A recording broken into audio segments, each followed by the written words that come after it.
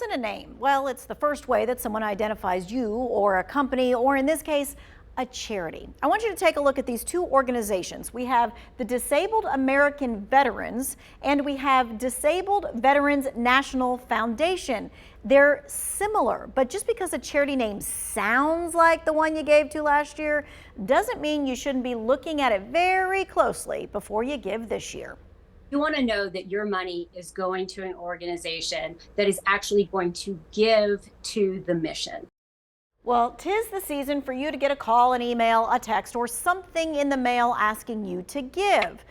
Before you give, I want you to take just 10 minutes to look at how the organization spends your money. One tool that you can use is give.org. It's from the Better Business Bureau. You simply just put in the name of the charity and you get all kinds of information. In fact, the BBB looks at 20 different criteria from how the organization is governed to how effective it is, the finances, and even how your donor privacy is handled.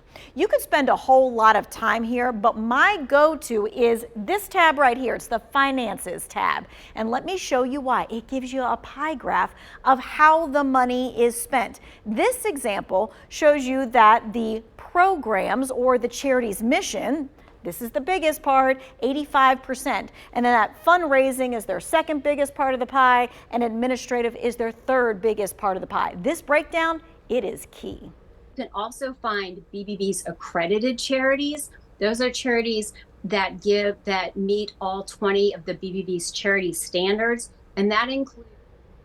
Okay, this is why the exact name is so important, because not every organization spends the very same way. So the two similar organizations that I told you earlier from the beginning, right? One spends most of its money, 85%, serving those impact. The other spends most of its money fundraising, 71%, with only 22% going to the programs. You can clearly see it whenever you look up a charity. So I'm going to have a link to this charity checker in the Two Wants to Know section for you.